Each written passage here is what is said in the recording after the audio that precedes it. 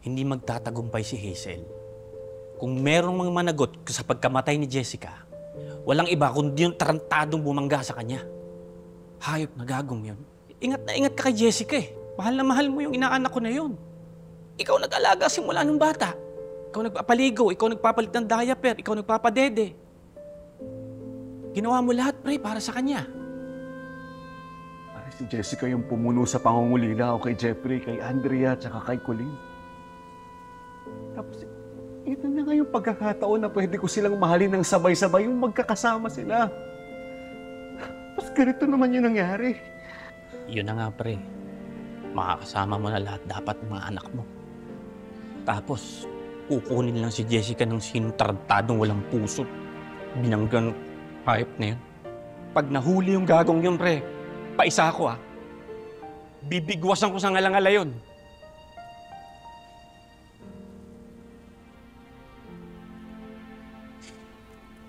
What's wrong, Alice?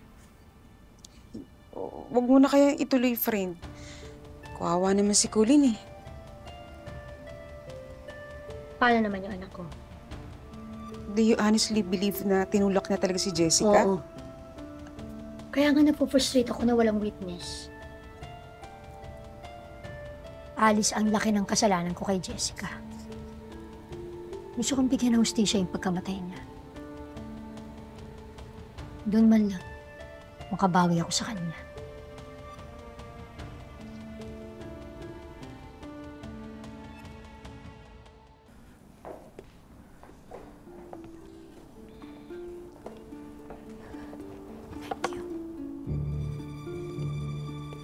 No problem po. Ma'am, naka-live po tayo right now with 2,451 viewers po and still counting. And ma'am, ikwento ko na po sa kanila yung background ng ating topic for tonight. Sige ma'am, upo na po tayo. Dito na.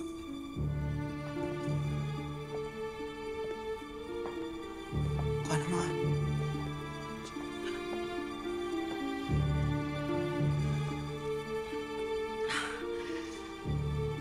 Hello mga ka-XY, I'm back.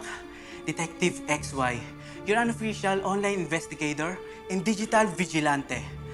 Guys, nandito na pala yung guest natin for tonight's live, Mrs. Hazel Cruz, mother of Jessica, the hit and run victim that broke everyone's heart.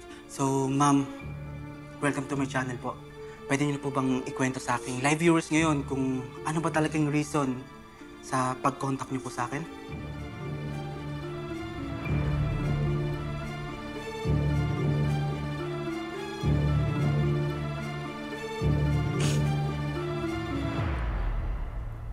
This is Jessica. My daughter. Mabait siya. Malambing. Mapagmahal. I love looking at her face because she's beautiful.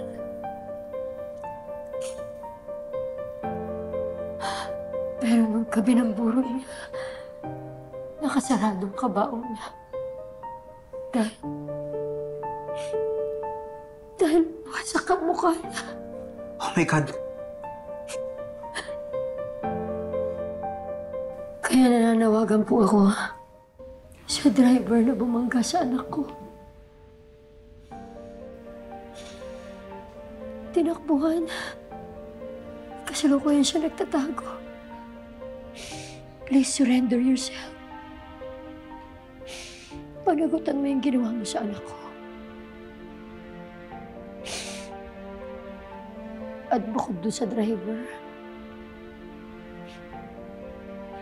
pakikiusap din ako. Makikiusap din ako doon sa taong tumulak kay Jessica. Aminin mo. Aminin mo yung ginawa mo. Panagutan mo. Wait, may tumulak po sa anak niyo? Yes. Ito masakit. Ang tumulak kay Jessica. Malapit sa kanya. Someone close to her heart. Okay lang po bang malaman ng viewers kung sino? I'm sorry, Detective XY.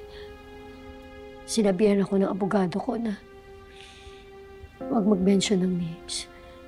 Baka makasuhan daw ako dahil wala pang ebidensya. Pero bilang isang magulang, hindi ko kayang manahimik lang. Kahit anong mangyari, hindi siya aamin. Kahit ang nanay at mga kapatid niya, they're all protecting her. Her? So, babae po yung tumulak sa anak nyo? Yes. Masakit pa. Hindi nahagip ng CCTV ang mismong pagtulak. Ganun lang. Ganun lang kadaling umiwas sa pananagutan. Minsan hindi mo makakamit ang hustisya dahil may kulang na anggulo. Please, nagmamakaawa po ako. Kung sino man sa inyo ang nandoon mismo sa Southcrest Premier Hospital na mangyari aksidente ng anak ko. Kung sino man sa inyo ang nakakita sa pagtulak kay Jessica, please tulungan niyo ko. O kung sino man sa inyo may kakilala, nakakita mismo sa pangyayari, sa pagtulak sa anak ko kay Jessica, please share this video. Please, tulungan niyo ko. Makamit ang hustisya sa pagkamatay ng anak ko.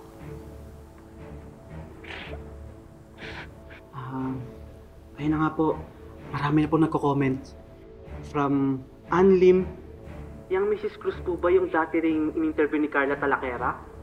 Yung kabit ng asawa niyang may-ari ng FMP? Hashtag Justice for Jessica. Sabi naman po ni Andrew1673, oo nga, yung Felma Ruiz. Hashtag Felma Landi. Siya kaya yung tumulak kay Jessica?